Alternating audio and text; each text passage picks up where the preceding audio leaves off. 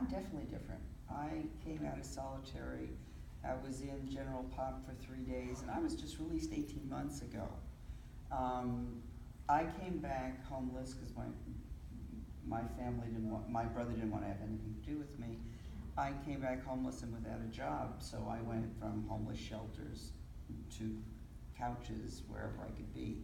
But I will tell you that I'm different after solitary, not different.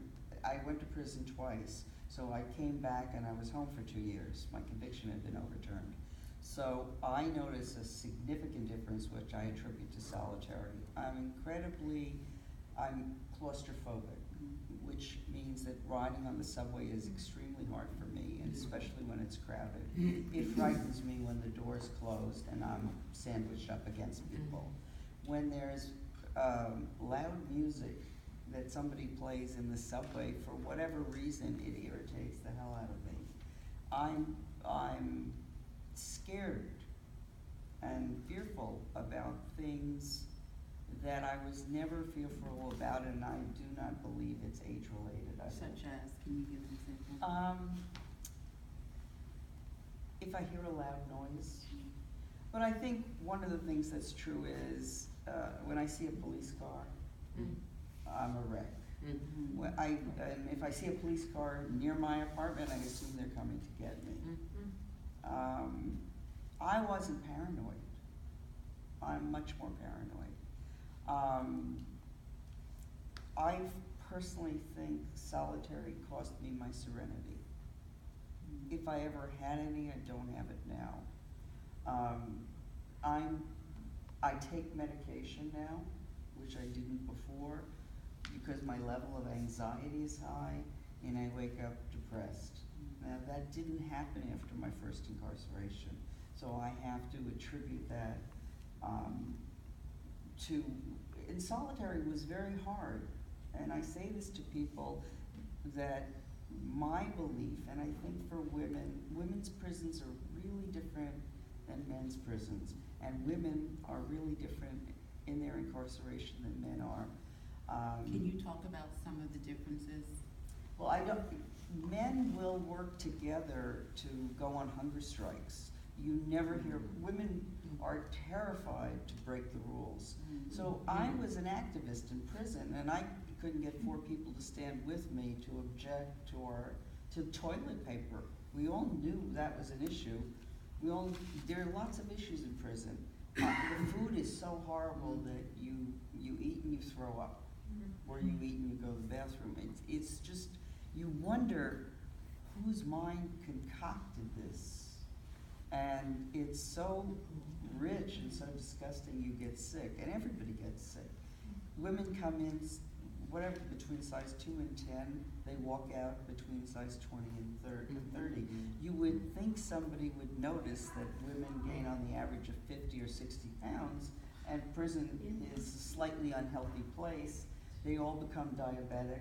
They all have seizures. I've never seen anything like it in my life, where women who never experienced seizures, we would have fire drills, the lights would go on, and you see 4 dozen women dropping from the fire drills.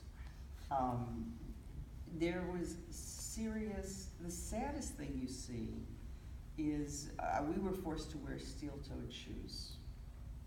And between Monday through Friday, and that it's not possible to wear them, they killed your feet. So you would see women with broken toes and broken feet and walking with canes, and these were healthy people before they walked in.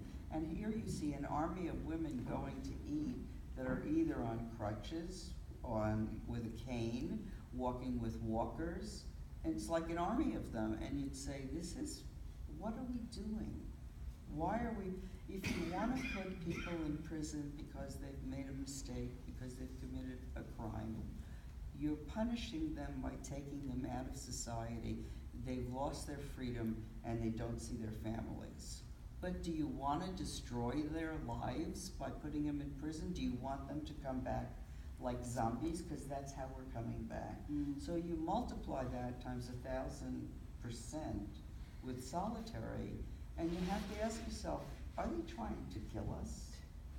because I feel like I got a life sentence for tax evasion. Mm. I feel that I lost myself in a way that no one could have taken away. But in answer to your question, you can't, it was very dangerous. I interviewed women. I spent my entire time in prison interviewing women about their cases. And I wrote about their cases, and I worked with a group of women who worked in the law library where 5 or 6 women my age would write cases for everybody in the prison. It was like a buddy group. And that's what kept us going, to spend every minute in the law library working on cases, and I'm being a writer.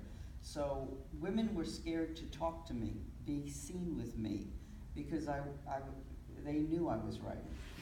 And they didn't. And they were afraid, so if I was walking the track, they would walk with me, because under the pretense of walking the track, they would tell me their story. They'd find ways, a lot of women wouldn't sit with me at a bench, because they were watching me and the women are scared. Since being released, have you kept in touch with any of those women? Are Oh, you allowed sure. to? Okay. We are not allowed Mhm. to, so for the record, I don't keep in touch with anyone. Off the record, all of us, there's only 12 women's prisons. Mhm. They transfer you a lot. And this is So within the federal within the Bureau of federal Prison systems, we all know each other. Mhm. Because we all know people who know people. It's a very small world. And so as I travel the country, I meet with formerly incarcerated women. And our story, you could replace me with any of these women who would say the exact same things. I also know a lot of the women who survived state. Mhm. And many of the issues, there's similarities and differences. But no, women don't tend to want to rock the boat. That's been my experience.